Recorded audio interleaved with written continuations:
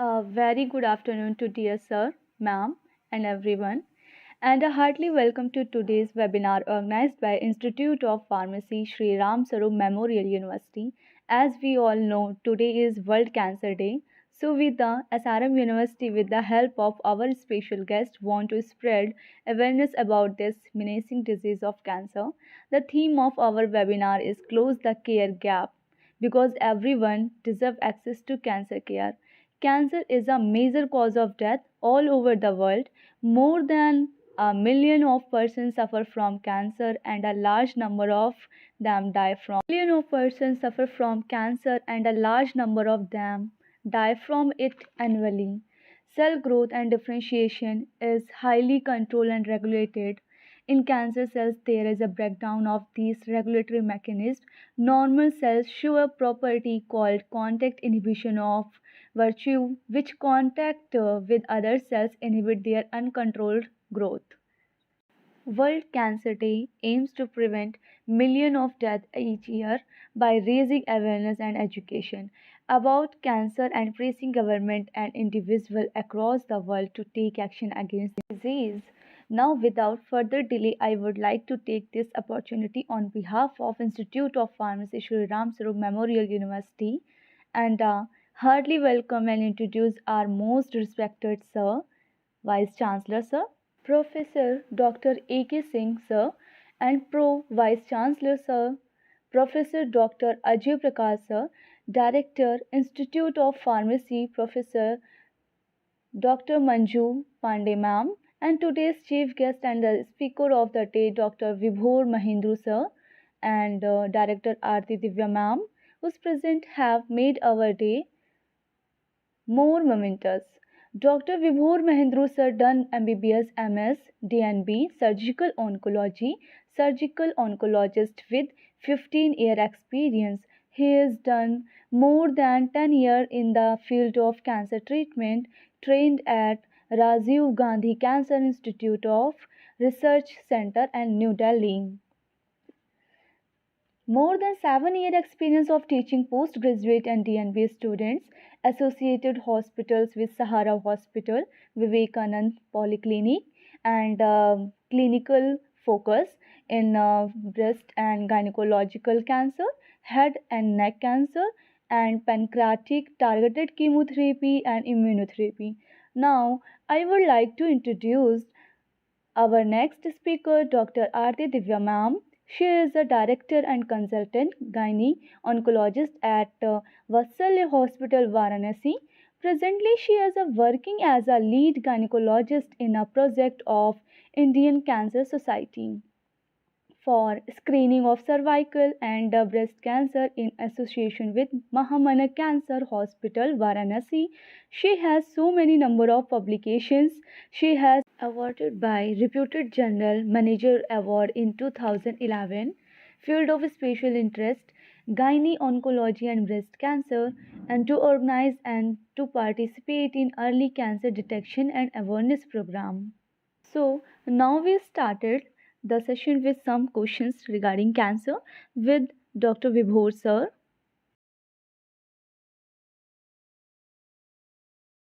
and we can cure them. So the problem with cancer today is that cancer is a very much curable disease, but the problem is the lack of awareness due to which patients turn up very late in the course of the disease, and at that time it becomes very difficult to cure them. There are many reasons for this, and one of the main reasons is the lack of awareness, and the other reason is the fear that is associated with cancer. So World Cancer Day is being celebrated or is being organized all across the world on a single day to spread awareness about this, that if you have any symptoms about cancer that may be related to cancer, please do not be afraid. Please do not ignore them. Come to the doctor, get yourself checked up so that if we catch cancer in an early stage, we can very well cure that. And the theme for the last few years and this year also is to bridge the gap, that is to close the care gap. And this gap is there because of many reasons, most of which is mostly related to education and the socioeconomic status. And the last few years, a lot of effort has been put in to give the best quality of care to even the lowermost strata of the society. And that is the theme for this day. And hopefully, we'll be able to achieve it in the next few years. And thank you again for inviting me. And let us start the discussion as you wish.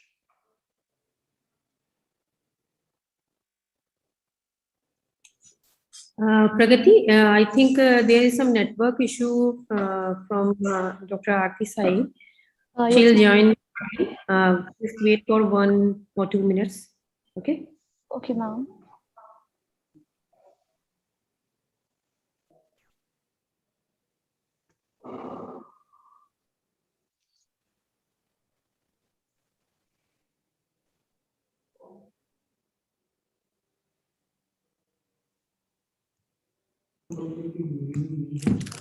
I think ma'am has joined. Please check.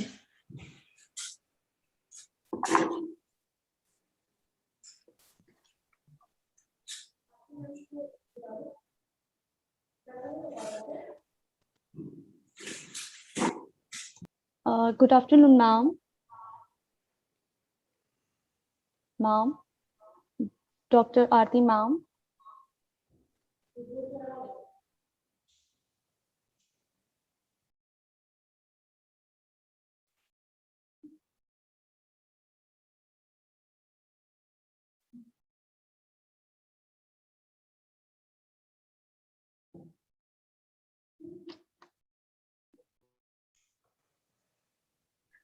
So, my first question, Yes, ma'am. what is pancreatic cancer? Means क्या ऐसे causes या symptoms हैं जिससे हम early stages में उनको हम identify कर सकें या एग्जामिन कर सकें sir? Sorry, I couldn't get your point. What is the first thing? Pancreatic cancer. Sir, Let us because yes, sir. And before going into any specific cancer, let us talk about what is cancer, Yes, sir. so that further things will be much easier to understand. Cancer is nothing but an abnormal growth in the body. In our Yes, sir. body, there is a very good mechanism of growth and its control. Tissues will grow when required, and the growth will stop when the purpose of the growth is over. For example, when you get hurt, there is a loss of skin over the surface. So the skin from the sides grow in and cover that surface. And once this surface is covered, the wound is covered, the growth of the skin will stop. And this is all determined at the level of the genetics. There are genes that increase the growth, and then there are genes that regulate the growth. Suppose there is a defect in this mechanism, in this system, and the skin grows and covers the wound but keeps on growing. So what will happen? There will be a tumor that will form there. Okay.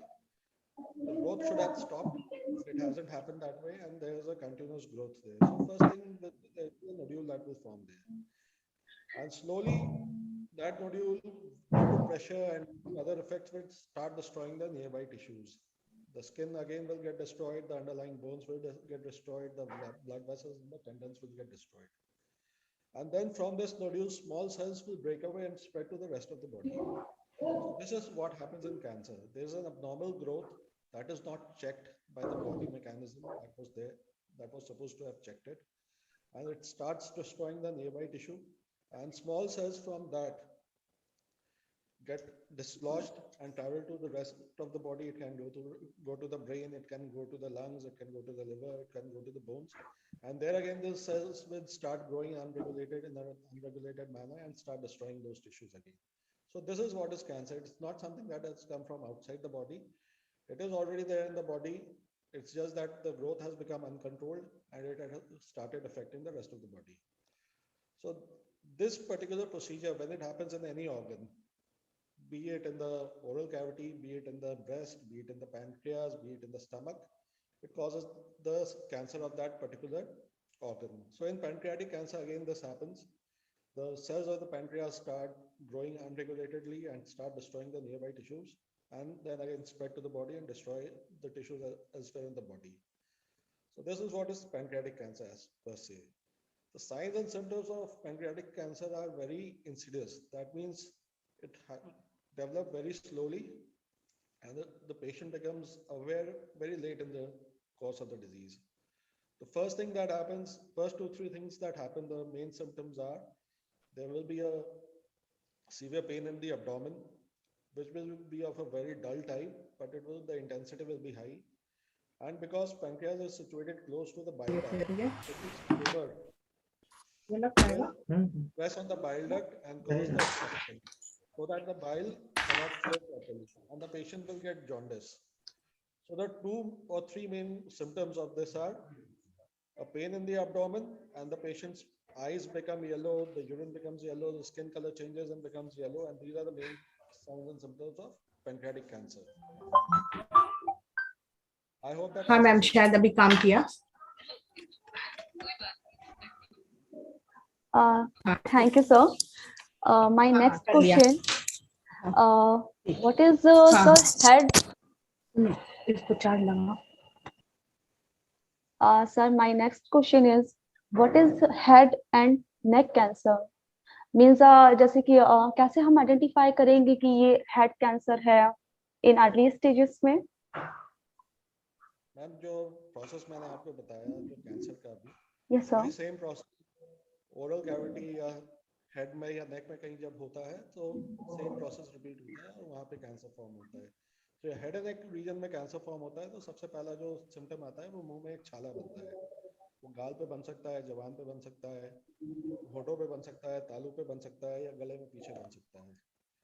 और ये छाला धीरे धीरे बढ़ता जाता है और इस पर दवाइयों का असर नहीं होता। जो नॉर्मल रूटीन दवाइयाँ हम लेते हैं that don't work and the ulcer keeps on increasing slowly and starts destroying the blood tissues, the bone and the other than that यहाँ गर्दन में भी एक गांठ बन सकती है जो लिम्फ नोड होते हैं। जो मेन कैंसर से छोटे छोटे सेल्स लिम्फ नोड में आते हैं तो यहाँ पे एक गांठ बन सकती है। तो ये हेड एंड नेक कैंसर के तो रिकमेंडेड यही है कि कोई भी अगर मुंह में छाला है, कोई any ulcer in the oral cavity, if it is not healing for 2 weeks, then a specialist should be consulted and it's proper work. Thank you sir. And sir जैसे आपका स्पेशलाइजेशन में मेंशन है इम्यूनोथेरेपी, तो क्या मतलब हम सब ये जानना चाहेंगे कि क्या होता है इम्यूनोथेरेपी? काफी लोग होंगे जो शायद इससे अवेयर नहीं होंगे। मैम जो कैंसर होता है वो आपकी बॉडी का ही हिस्सा है और बॉडी में जो है एक इम्यून सिस्टम होता है जो जैसे बॉडी के बाहर से बैक्टीरिया वायरस आता है उसको काउंटर करता है, वैसे ही कैंसर को काउंटर करने के लिए बॉडी में एक इम्यून सिस्टम होता है। Yes sir. क्या होता है कि कैंसर जो है जैसे चोर सिपाही का अगर आप खेले तो कैंसर आपकी बॉडी का ही हिस्सा है। कैंसर एक चोर है और बॉडी में आपके सिपाही है जो उस चोर को पकड़ेगा, लेकिन वो चोर जो है अपना वेश बदल लेता है। तो सिपाही को लगता है कि नहीं ये अब नॉर्मल नहीं है, ये नॉर्मल है। तो कैंसर भी अपना वेश बदल लेता है और बॉडी के इम्यून सिस्टम से वो एस्केप कर जाता है। बॉडी का इम्यून सिस्टम उसको पहचान नहीं पाता है। तो ये जो इम्यून थेरेपी होती है उसमें ये जो कैंसर ने जो वेश बदला है, जो उसने अपने आप को छुपा लिया है, उसको अनकवर कर देता है, उसको एक्सपोज कर देता है। ये दवाइयाँ होती हैं जो नसों के थ्रू दी जाती है, वेन्स के थ्रू दी जाती है। जो कैंसर जो बॉडी के इम्यून सिस्टम से बच के निकल जा रहा है उसको वो अनक्लोक कर देता है, अनमास्क कर देता है, जिससे कि बॉडी का इम्यून सिस्टम फिर उस कैंसर को कंट्रोल कर सके। तो इम्यून थेरेपी और कुछ नहीं है, दवाइयाँ हैं जो बॉडी के इम्यून सिस्टम को कैंसर को रिकॉग्नाइज करने में मदद करती है। कैंसर जो अपने आप को जो है छुपा लेता है, अपने आप अपना वेश बदल लेता है, उसको काउंटर कर देती है, जिससे बॉडी का इम्यून सिस्टम कैंसर को कंट्रोल कर सके। ये नए डेवलपमेंट्स हैं, नई दवाइयाँ हैं और कैंसर में आगे की जितनी भी रिसर्च हो रही है इसी पे जा रही है कि कैसे इसको और इफेक्टिव बना ले, क्योंकि इसमें 2 फायदे होते हैं।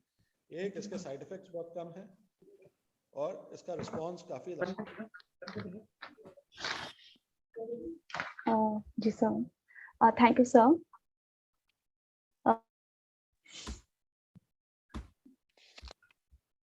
Ma'am, Dr. Aarti. Hello. Good afternoon. Yes.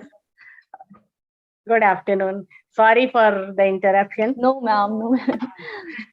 Okay. I was not able to join. I think some network problem or I don't know. Anyway, I'm Dr. Aarti Divya from Varanasi. Thank you, and I'm basically a gynec oncologist. Yes, ma'am. Yes. Okay, ma'am. Yeah.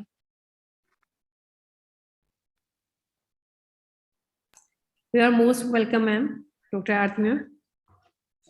Yes, my parents. वो financially भी independent है। Hello. और ऐसी ऐसी स्थिति में ये महिलाएं जो हैं, इनका वेस्टर्नाइजेशन हो गया, अर्बनाइजेशन हो गया है, मीनिंग देयर बाई इनकी लेट मैरिज होती है, ये लेट बच्चे पैदा करते हैं, और उससे भी ज्यादा आजकल क्या है कि ओबेसिटी बहुत ज्यादा हो गई, क्योंकि हमारा लाइफस्टाइल इनएक्टिव हो गया, हम फिजिकली बहुत एक्टिव नहीं रह गए। Hello. Yes, ma'am. Yes yes. तो फिजिकली हम बहुत एक्टिव पहले की तरह नहीं रह गए। जैसे हम पहले याद करो, अगर हम बच्चे हुआ करते थे तो हम दुबले पतले हुआ करते थे, जिससे क्या था कि हमारे जो सबक्यूटेनियस फैट है, अपार्ट फ्रॉम द ओवरीज जो फीमेल हार्मोन प्रोड्यूस करता है, उसके अलावा हमारे फैट टिश्यू में भी बहुत सारे एस्ट्रोजन की मात्रा बढ़ जाती है, और ओबीज यानी जो लड़कियां आम बच्चियों की अपेक्षा थोड़ी सी उनके में ओबेसिटी ज्यादा होती है, इन बच्चियों में बाद में चल के ब्रेस्ट कैंसर की संभावना अधिक हो जाती है। खास करके ऐसी बच्चियां जिनमें मेनार्की अर्थात मासिक धर्म का अर्ली आना होता है, या लेट मेनोपॉज जिनमें होता है, इन महिलाओं में भी ब्रेस्ट कैंसर की संभावना आम महिलाओं की अपेक्षा कई गुना ज्यादा बढ़ जाता है। और ये ब्रेस्ट कैंसर के साथ एक खास बात है कि ये फैमिलीज में रन करती है, जैसे फर्स्ट डिग्री रिलेटिव, इसलिए हिस्ट्री बहुत इंपॉर्टेंट है। लाइक अगर किसी महिला के घर में नानी को, मासी को, माँ को, बड़ी बहन को कैंसर ब्रेस्ट हुआ है, या कैंसर कोलोन हुआ है, या कैंसर ओवरी हुआ है, तो इन लोगों में जेनेटिक प्रीडिस्पोजिशन होता है। और इन इन बच्चियों को, इन महिलाओं को हम ये एडवाइस करते हैं एज अ डॉक्टर कि आप स्क्रीनिंग प्रोग्राम में आम महिलाओं के अपेक्षा, आम औरतों की अपेक्षा थोड़ा जल्दी आ जाओ, स्पेशली फॉर ब्रेस्ट कैंसर। तो इसमें कुछ एक जीन म्यूटेशन होता है, the commonest one is BRCA1 BRCA2, और ये म्यूटेशन जिन फैमिलीज में रन करती हैं, उस फैमिली में cancer ovary, cancer breast, cancer colon इत्यादि ज्यादा पाई जाती है। तो हम चाहें तो कुछ लाइफस्टाइल मॉडिफिकेशन करके हम डाउन स्टेज ऑफ डिजीज कर सकते हैं, यानी हम अर्ली स्टेज में डिजीज को पहचान सकते हैं। अब being a female itself is a cause high risk for having breast cancer, that can not be prevented. अगर मैं महिला हूं तो हूं, ageing is a risk factor for having breast cancer, that can not be stopped. हम as तो होना ही है, पर फिजिकली एक्टिव रहना, ओबेसिटी को कम करना, लाइफस्टाइल को थोड़ा रेगुलेट करना, हेल्दी डाइट लेना, लेस अमाउंट ऑफ फैट लेना, ये कुछ ऐसी HRT यानी हार्मोन रिप्लेसमेंट थेरेपी को गाइडेड वे में लेना, सुपरवाइज्ड वे में लेना, OCP अनसुपरवाइज्ड ना लें, ये सारे कुछ ऐसी चीजें हैं जिनको अगर हम चाहें तो हम बदल सकते हैं और हम डिजीज को डाउन स्टेज कर सकते हैं।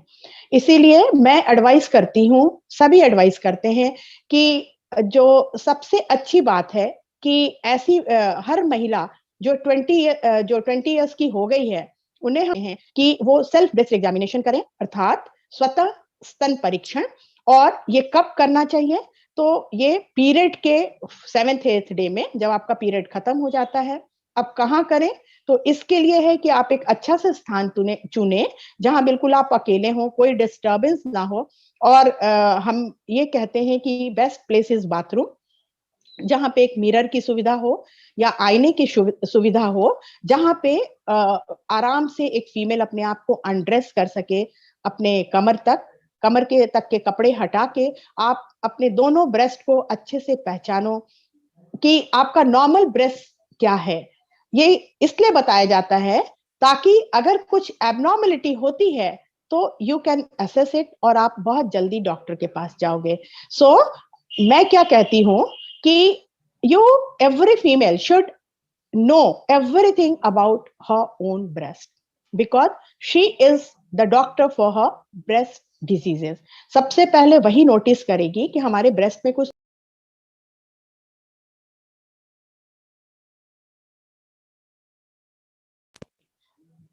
मुझे अभी किसी चिकित्सक के पास, हेलो, और मुझे अब Ma'am, you're मुझे अब audible. या मुझे अब किसी चिकित्सक के पास जाना चाहिए। तो देखना क्या है, दोनों ब्रेस्ट की साइज, कोई स्किन में थिकनिंग, कोई रेडनेस या किसी तरह का उभरापन, कोई ग्रोथ, गांठ, और साथ ही आपके दोनों साइड के एक्जिला या आर्म पिट या बगलों में कोई गांठ या निपल में कोई रिट्रैक्शन या अंदर की तरफ धस जाना जिसे कहते हैं, या किसी प्रकार का secretion, specially bloody secretion from nipple, या प्यूडी ऑरेंज यानी ऑरेंज के छिलके की तरह, नारंगी के छिलके की तरह कोई चेंजेस आपको ब्रेस्ट स्किन में दिख रहा है, या साइज में कुछ बड़ा छोटा दिख रहा है, तो ये सारी चीजें आप नोटिस करिए।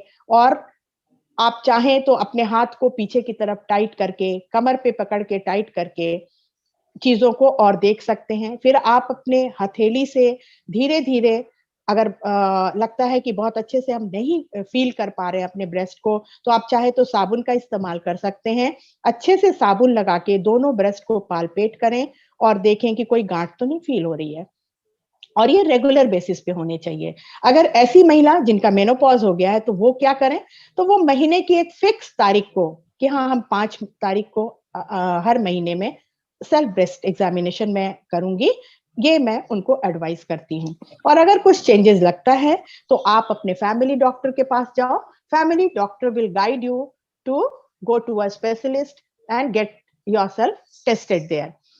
रही बात साइन सिम्टम, मैं साइन सिम्टम के बारे में बहुत इसलिए नहीं बताना चाहती हूँ क्योंकि दर्द नामक चीज बहुत ज्यादा होती नहीं है कैंसर में, जब तक कि डिजीज बहुत एडवांस ना हो जाए। तो साइन सिम्टम में बस यही है कि आप अपने ब्रेस्ट में कोई चेंजेस पाओ या कोई गांठ फील कर रहे हो आप, तो आप अपने चिकित्सक के पास जाओ। ये जरूर जरूर हर महिला से मैं रिक्वेस्ट करूंगी कि ये करना चाहिए। इसके साथ एक दूसरा महत्वपूर्ण कैंसर है जो महिलाओं में होता है, वो है सर्वाइकल कैंसर या बच्चेदानी के मुख का कैंसर या ग्रीवा का कैंसर। ये कैंसर आज से 10-15 साल पहले हमारे भारत में मुख्य कैंसर हुआ करता था, और इससे बहुत सारी महिलाएं पीड़ित हुआ करती थी और बहुत सारी महिलाएं गुमनामी में मर जाया करती थी। पर अब ये हमारे भारत में भी सेकंड नंबर पे है ये कैंसर। शायद ये ऐसा इसलिए हुआ बिकॉज थोड़ी हमारे में भी जागरूकता आई। कई सारे कारण हैं, अब लोग बच्चे भी कम जन्म देते हैं और बहुत अर्ली मैरिज नहीं होती, क्योंकि इसके कारण जो है ब्रेस्ट कैंसर से थोड़े अलग हैं इसके रिस्क फैक्टर्स। लाइक इसमें हम ये सलाह देते हैं कि बहुत अर्ली मैरिज बच्चों की ना करें, और बच्चों को बहुत छोटी उम्र में सेक्स में ना इंडल्ज हो, इसकी भी शिक्षा होनी चाहिए। रादर मैं तो ये कहूंगी कि बहुत छोटी उम्र से बच्चों को आप सेंसिटाइज करें, doesn't matter they are girls or boys, to know about the cervical cancer। तो इसमें इसलिए कहते हैं बिकॉज सर्वाइकल कैंसर जो है ये एक तरह का एसटीडी है, यानी सेक्सुअली ट्रांसमिटेड डिजीज है, यानी ये यौन के द्वारा महिलाओं में पुरुषों से ट्रांसफर होता है। ठीक, हालांकि ये पुरुषों से पुरुषों में भी जाता है इसका इन्फेक्शन, पर उसका इंसिडेंस अगर हम कंपेयर करें पुरुषों से महिलाओं में जाने वाला तो बहुत ही कम है। तो ये ह्यूमन पैपिलोमा वायरस जो हाई रिस्क टाइप्स होते हैं वो सर्वाइकल कैंसर कॉज करते हैं, और दिस कैंसर यानी cervical cancer is a wonderful cancer in the sense कि इट्स 100% प्रिवेंटेबल कैंसर। अगर हम चाहें, थोड़ी सी सूझबूझ लगाएं, तो हम इससे पूरी तरह से बच सकते हैं। कैसे बच सकते हैं? हम इससे चाहें तो as a primary prevention we must educate the society that includes small girls, boys, their family members, every parents, teachers, dada dadi, nana nani. On the whole society must be aware about the occurrence of cervical cancer and its incidence. Okay, तो ये अगर जानकारी होगी, हर बच्चा जागरूक होगा कि हमें किस तरह से एक्ट करना है लाइफ में, so that हमारे सोसाइटी की फीमेल्स एक ऐसे कैंसर से सफर ना करें जो 100% प्रिवेंटेबल है। तो इसके लिए हमारी गुजारिश है, हालांकि ये हमारे NIP यानी नेशनल इम्यूनाइजेशन प्रोग्राम में आया तो नहीं है, लेकिन छोटी बच्चियों को यानी 15 इयर्स ऑफ एज के पहले 9 to 15 years is the best timing for vaccination against human papilloma virus. ये 2 तरह के वैक्सीन हैं, एक है सर्वैरिक्स, दूसरा है गार्डासिल, जो पूरे संसार में अवेलेबल है और ये हमें सर्वाइकल कैंसर से कुछ हद तक बचाते हैं, स्पेशली जब हम बच्चियों को 15 साल से एज के पहले वैक्सीनेट करें, मतलब है before their sexual debut. Because मैंने बताया कि ह्यूमन पैपिलोमा वायरस का इन्फेक्शन सेक्स के द्वारा महिलाओं में जाता है और इसका मतलब ये नहीं हुआ कि हर एक वो महिला जिनमें ह्यूमन पैपिलोमा वायरस का इन्फेक्शन हुआ वो सर्वाइकल कैंसर से पीड़ित हो जाएंगी, नहीं, ये चुपचाप लाइफ टाइम आप ये कह सकते हो कि 60 to 70% of us, I mean we females, we do have the infection of human papilloma virus once in our lifetime, but ये it's a self limiting infection, मतलब ये चुपचाप आता है हवा के झोंके की तरह और चुपचाप निकल जाता है without doing any harm to us, but to them जिनकी अपनी self immunity, जिसे हम मेडिकल की भाषा में कहते हैं होस्ट इम्यूनिटी, अर्थात हमारे बॉडी की खुद की लड़ने की क्षमता अगर मजबूत है तो हम में ये इन्फेक्शन आएगा और चुपचाप चला जाएगा। जैसे कोरोना में कहते ना इम्यूनिटी स्ट्रांग रखो, तो ऐसा तो नहीं कोरोना सभी को हो रहा था पर सभी तो नहीं मर रहे थे ना, पर जो इससे फाइट कर पाया वो जिंदा रहा, जो फाइट नहीं किया वो चला गया। तो ये भी एक तरह का वायरल इन्फेक्शन है और अगर हमारी खुद की इम्यूनिटी स्ट्रांग है, बॉडी की इम्यूनिटी स्ट्रांग है, then we can very well fight against this cancer. तो इसमें हमें क्या शिक्षा देना है बच्चों को कि they should get indulge into sex at a right time. Like अगर हम 18, 17, 16 साल की बच्चियों की बात करें और वो चाहे जिस भी कारण से शादी कर दी गांव में लोगों ने, या फिर ऐसे ही आजकल बच्चे अर्ली सेक्स में जाने लगे हैं because of the westernization of our Indian culture. तो इसमें क्या होता है कि इन बच्चों के जो सर्वाइकल सेल्स होते हैं, जो कोशिकाएं होती हैं, ये इमेच्योर होती हैं एंड इमेच्योर कोशिकाओं की एक प्रवृत्ति होती है, एक बिहेवियर होता है कि they keep the human papilloma virus infection for a longer period of time और इनमें परसिस्टेंस हो जाता है और इन बच्चियों में आगे चल के सर्वाइकल कैंसर होने की संभावना काफी हद तक बढ़ जाती है।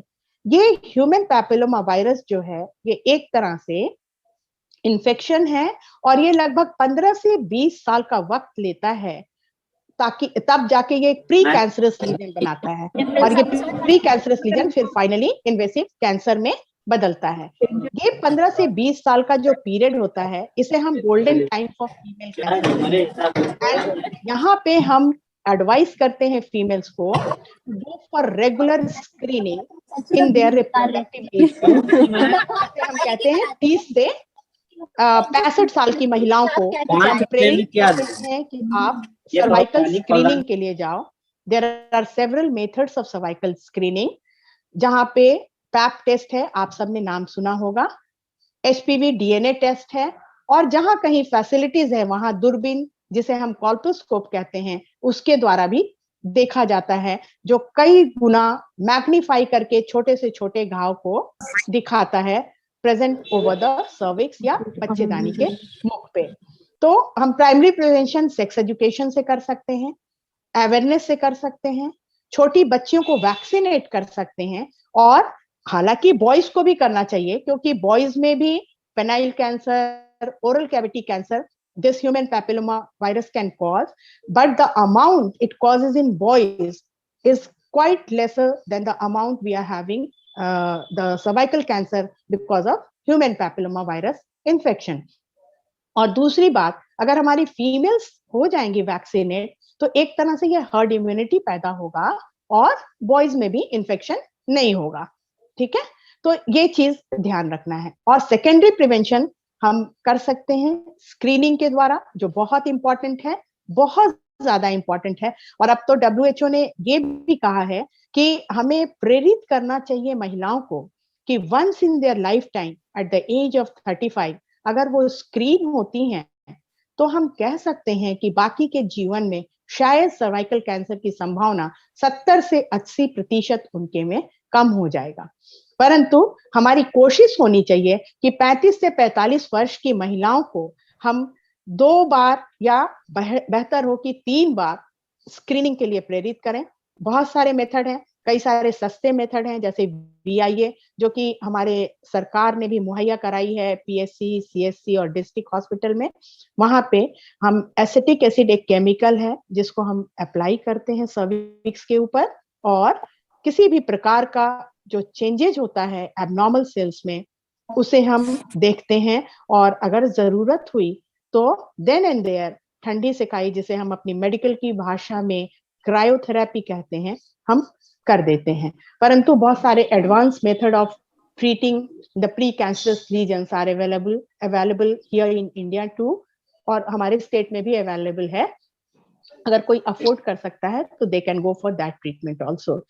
बट सबसे इंपॉर्टेंट चीज है कि हमें जानकारी होनी चाहिए कि सर्वाइकल कैंसर नामक कोई चीज होती है, और इसके लिए जैसे कोरोना के लिए हम वैक्सीन लगवा रहे हैं, हम अपने बच्चे को बर्थडे गिफ्ट वैक्सीनेशन के साथ दें। हालांकि मैं तो रिक्वेस्ट करूंगी आप सबके माध्यम से कि हमारे ये वैक्सीनेशन HPV वैक्सीनेशन प्रोग्राम जो है वो नेशनल इम्यूनाइजेशन प्रोग्राम में इनकॉर्पोरेट हो जाए। दैट विल बी बेनिफिशियल, क्योंकि ये कॉस्ट इफेक्टिव नहीं है। हमारी भारतीय जनता शायद इसे अफोर्ड ना कर पाए, परंतु जितने लोग अफोर्ड कर पाए एटलीस्ट वो लगवा लें, सो दैट जो WHO का गोल है 90-70-90, अर्थात हमारी WHO ने एक हमें टास्क दिया है पूरे संसार को कि कोशिश करना है कि 90% of the females between the age group of 9 to 15 before their 15th birthday should be vaccinated against cervical cancer, that is HPV vaccination, and 70% of the female must go for the screening, any kind of screening, whenever they get the chance, at least once in their lifetime, at the age of 35 or between the age of 35 to 45. And third, 90% of the females, they should have the treatment available either for the precancerous lesion, या जिसे हम कहते हैं cancer का पूर्वावस्था, or for the cancer and palliation also. Like advanced stage में अगर महिलाएं हमें पहली बार प्रेजेंट करती हैं तो उनका सपोर्टिव ट्रीटमेंट, हालांकि हम उस स्टेज में क्योर नहीं कर सकते, that should be available to every female. ये सर्वाइकल कैंसर भी कुछ कम नहीं है, ये लगभग 1,23,000 प्रतिवर्ष, ये ग्लोबोकॉन 2020 का मैं डेटा दे रही हूँ, लगभग 1,23,000 महिलाएं इस रोग से पीड़ित होती हैं हमारे भारतवर्ष में, और लगभग 77-78 हजार महिलाएं इस रोग से मृत्यु भी होता है। आप इससे अंदाजा लगाओ कि अगर पूरे संसार में 4 महिलाएं मरती हैं सर्वाइकल कैंसर से, तो उसमें से 1 भारतीय महिलाएं होती हैं। It is such a dangerous disease, and दुख की बात है कि इट्स 100% प्रिवेंटेबल डिजीज, पर फिर भी हमारी महिलाएं मर रही हैं गुमनामी में, है ना। तो मेरा बस ओनली वन मैसेज कि अगर आप अपनी पत्नी को प्यार करते हो, अपनी बहन को प्यार करते हो, अपनी माँ को प्यार करते हो, आप उन्हें प्रेरित करो कि वो स्क्रीनिंग के लिए जाएं। और अगर आप बेटी को, बहन को जो छोटी है प्यार करते हो, तो आप उसे कहो कि उसे आप गिफ्ट दो सर्वाइकल वैक्सीनेशन के लिए, और टाइम टू टाइम आसपास में जहां भी आपको सुविधा मिले, must go for cervical screening as well as breast examination. Breast examination में, सेल्फ ब्रेस्ट एग्जामिनेशन में आपको कुछ भी किसी की मेहनत लेनी नहीं है, हेल्प खुद से कर सकते हैं। और after the age of 50, if you have no family history positive, you can go to a doctor, get your breast checked for the clinical breast examination, or some tests like mammography, either X-ray mammography or ultrasonography, so that some kind of screening is done for the breast, or for your breast also. और cervical cancer में अभी जो सबसे अच्छा test कह रहे हैं screening के लिए, वो है HPV DNA टेस्ट। अब तो कोरोना में हम लोगों ने प्रमोट किया सेल्फ सैंपलिंग, यानी अगर महिलाओं को ऐसा लगता है कि मुझे थोड़ा हेजिटेंट लग रहा है कि मैं किसी के पास जाके निकलवाना नहीं चाहती हूँ, तो हम प्रेरित करते हैं कुछ नर्सेस को, कुछ सोशल वर्कर को, कुछ हेल्थ वर्कर्स को कि they should go to the female at their doorstep and assist them how to do the self sampling, because the specificity as well as the sensitivity of self sampling of HPV is as accurate as being taken by a health worker. आप कह सकते हो कि थोड़ा सा कम हो जाता है क्योंकि हो सकता है कि ठीक से निकला ना हो सैंपल, परंतु आने वाले दिनों में मैं तो सपोर्ट करना चाहूंगी कि ज्यादा से ज्यादा लोग सेल्फ सैंपलिंग करें और अपना स्क्रीनिंग, जैसे हम ब्रेस्ट एग्जामिनेशन कर रहे हैं उस तरह से अपनी स्क्रीनिंग स्वयं कर लें। और मैं चाहूंगी कि बाकी लोग कुछ अगर मेरे से पूछना चाहें, जो भी क्वेरी है दिमाग में मन में, खुल के मेरे से बातें कर सकते हैं और मैं खुश होंगी अगर मैं उनके प्रश्नों का उत्तर दे पाई। मैम, एक क्वेश्चन है आपसे पूछना था कि जैसे हम सब ऐड हैं आपके साथ, तो कई सारे इंफॉर्मेशन हमें मिल रही है आपसे और डॉक्टर विभोर सर से। तो एक क्वेश्चन जनरली, जैसे जो गांव में काफी सारी पुअर लेडीज रहती है, तो वो नहीं उनके पास इतना है कि वो हॉस्पिटल्स में जा सके या फिर स्क्रीनिंग प्रोसेस कर सके। तो क्या ऐसे ऐसे एनजीओ प्रोग्राम्स हैं जिनके उसकी हेल्प से उनको मतलब अवेयरनेस मिल सके और प्रॉपर? बिल्कुल बिल्कुल बिल्कुल, जी जी जी। ऐसे तो देखिए गवर्नमेंट की तरफ से, स्टेट गवर्नमेंट की तरफ से कई सारे CHC PHC और डिस्ट्रिक्ट हॉस्पिटल में संपूर्ण क्लिनिक की स्थापना की गई है, जहाँ पे पुअर महिलाएं जा सकती हैं, BIA टेस्ट हो जाता है उनका। Apart from that there are so many NGOs, non governmental organization, जो गवर्नमेंट के साथ मिलके लाइक NCD डिपार्टमेंट जो है गवर्नमेंट का, हेल्थ डिपार्टमेंट में NCD department non communicable diseases के लिए जो काम करती है डिपार्टमेंट, उनके साथ मिलके they have launch so many program. और जैसे मैं भी अभी इंडियन कैंसर सोसाइटी के साथ काम कर रही हूँ, उनका भी स्क्रीनिंग प्रोग्राम है for cervical cancer, for breast cancer as well as for oral cavity cancer. आप कह सकते हैं ये तीनों कैंसर ऐसे कैंसर हैं जो सरफेस कैंसर हैं, जिन्हें हम अपनी नेकेड आई से देख सकते हैं, and that can be prevented अगर हम टाइम टू टाइम इन्हें स्क्रीन करें। तो I am also working with Indian Cancer Society and this program is executed here in Varanasi district in Cholapur block with the help of Mahamana Cancer Hospital, a venture of Tata Memorial Hospital, Mumbai. तो इसमें हम क्या करते हैं, outreach screening camp organise करते हैं, basically लो socio economic women के लिए, जो ऐसे एरिया में रहते हैं कि वो एक हॉस्पिटल या PSC CSC पे नहीं जा पा रहे हैं बिकॉज ऑफ वेरियस रीजंस। या तो उनके पास ट्रांसपोर्टेशन का डर है, sometimes they don't get any help from their own family or from the community.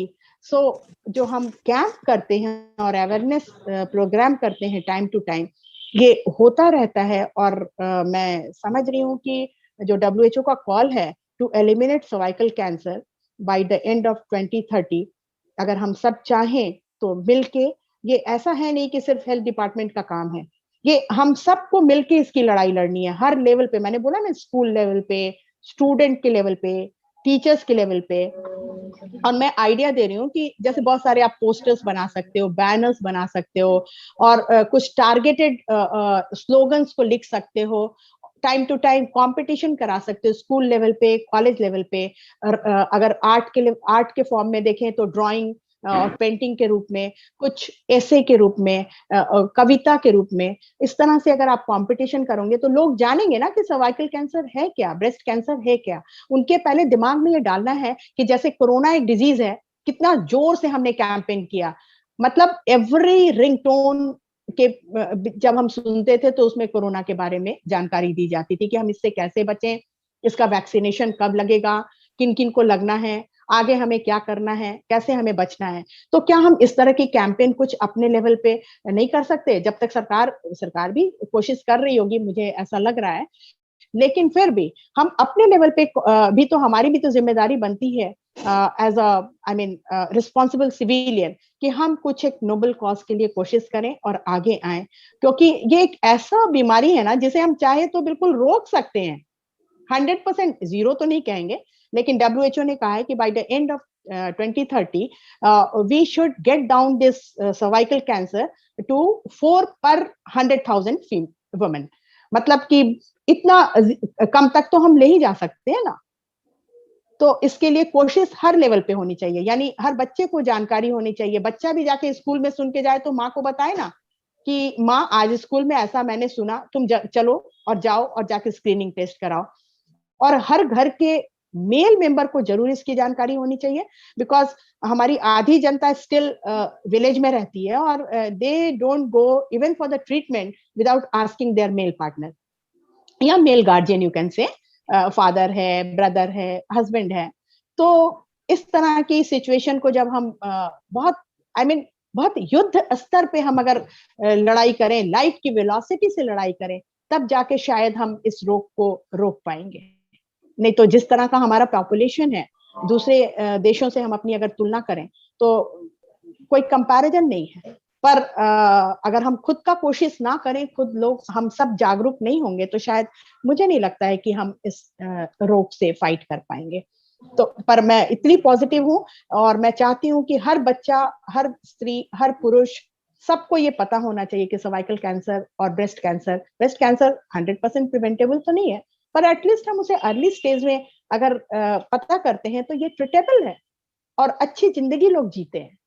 और सर्वाइकल कैंसर की तो बात ही क्या करना, सर्वाइकल कैंसर तो हम प्रिवेंट कर सकते हैं।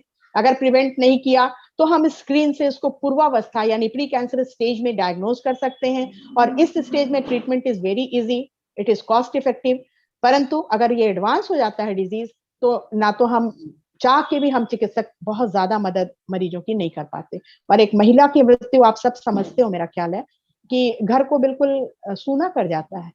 एक माँ के बिना, एक पत्नी के बिना, एक बहन के बिना, एक भाभी के बिना, एक चाची के बिना घर की क्या हालत होती है, आई थिंक हम सब समझ सकते हैं। Thank you, ma'am, for this information. Hello, good afternoon ma'am. जी, गुड मुझे आफ्टरनून। एक प्रॉब्लम है, मेरी सिस्टर को ब्रेस्ट में गांठ है, लेकिन ठीक वो है। पेन नहीं करती है और पीरियड्स जब आते हैं तब पेन होती है, वो भी हल्का हल्का। तो मैंने डॉक्टर्स को दिखाया है मेडिकल कॉलेज में, उन्होंने बताया कि ये गांठ नॉर्मल है, जैसे समय जाता जाएगा ये अपने आप चली जाएगी। हाँ, इससे कोई प्रॉब्लम फाइब्रोएडेनोसिस, नहीं बिल्कुल होगी। सही बोला। हाँ, ठीक है, एकदम सही बताया। मतलब इससे कैंसर नहीं होगा, इससे कोई भी बीमारी नहीं होगी, ऐसा उन्होंने बोला। बट एक जो डर सही होता है बोला। ना, वो हम लोगों के अंदर बैठा हुआ है कि आगे चल के कि वो कोई दिक्कत ना करे सिस्टर को हमारी। नहीं नहीं नहीं, अब देखो, पहली तो बात मैम जो भी कुछ आप बताएंगे? बोल रहे हो, कैंसर से तो डरना है ही नहीं। आज से 20-30 साल पहले जो स्थिति थी और आज, बहुत आकाश जमीन का फर्क है। हम बहुत आगे निकल चुके हैं। कैंसर का मतलब मृत्यु ऐसा तो सोचना ही नहीं है, आप बिल्कुल भी नहीं सोचना है। आज के डेट में बहुत सारे, मैं तो ये कहती हूँ कि 45% कैंसर ऐसे हैं जिन्हें हम प्रिवेंट कर सकते हैं। बहुत सारे कैंसर टोबैको इंड्यूस्ड हैं, in any form of tobacco, चाहे हम उसको सुरती के फॉर्म में खाए, पान जर्दा के फॉर्म में खाए, या फिर बहुत सारे कैंसर जो हैं जिन्हें हम प्रिवेंट कर सकते हैं। तो अगर आपको डॉक्टर ने बताया है, मेरा अंदाजा है कि शायद वो पीरियड के आगे पीछे करके दर्द होता होगा और पीरियड के बाद फिर आराम हो जाता होगा, तो ये सही बात उन्होंने। नहीं होता पेन। हाँ, बिल्कुल सही बोला उन्होंने। ये 50-60% ऑफ लेडीज में, खास करके 30-35 साल से लेके 45-50 साल की उम्र में होता है, एंड एज के साथ, समय के साथ ये धीरे धीरे इसकी फ्रीक्वेंसी कम होती यस मैम, 30 इयर्स एज है मेरी सिस्टर की। हाँ, अभी मैरिज बिल्कुल नहीं हुई है। बिल्कुल ट्रू। बट गुड कि आपने सोचा कि डॉक्टर के पास जाना चाहिए। यस मैम, बहुत परेशान हो गए थे हम लोग कि कुछ हो ना, इसलिए मैं जबरदस्ती दीदी को लेके गई कि अगर बहुत बढ़िया। ऑपरेशन होना आपके है तो हटवाते हैं। आप पढ़ते हो, आप स्टूडेंट हो? नहीं, मैं टीचर हूँ, स्कूल में पढ़ाती हूँ प्राइमरी क्लासेस में। So nice. और भी फ्रेंड्स को बताना कि कभी अगर ऐसी कोई दिक्कत आए तो मस्ट अप्रोच योर डॉक्टर। और कैंसर को सोच सोच के डरना नहीं है, और उस स्ट्रेस से कोई और बीमारी को अपने घर लेके नहीं आना। मैम मेरी मम्मी को भी सर्वाइकल है, बट उन्हें बहुत ज्यादा पेन होता है। सर्वाइकल क्या है? सर्वाइकल हड्डियों में जो हो जाता है। अरे बेटा, सर्वाइकल वो अलग चीज है। ये सर्वाइकल कैंसर अर्थात बच्चेदानी के मुख्य कैंसर की हम बात कर रहे हैं। Okay ma'am. Thank you, Pravita. Thank you, ma'am, and Thank sir, you, for Pravita giving their Jaiswal. precious time to us.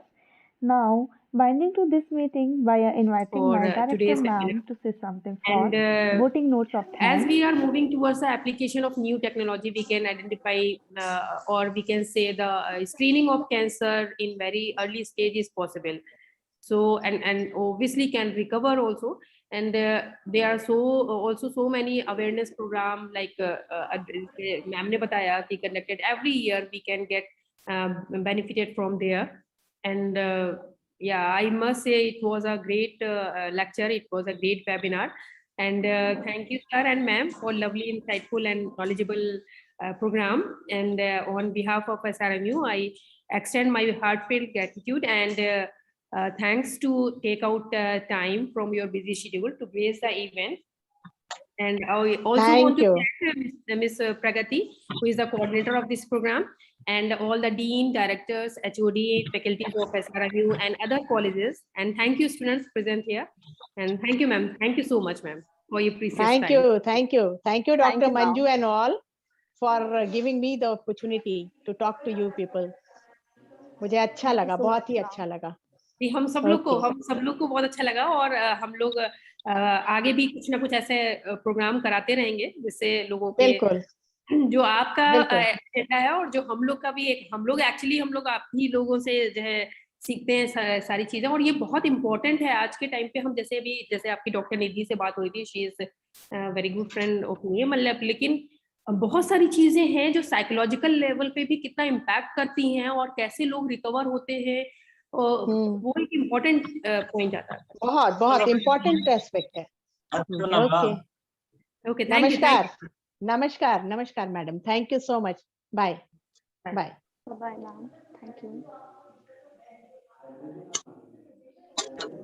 Thank you, ma'am.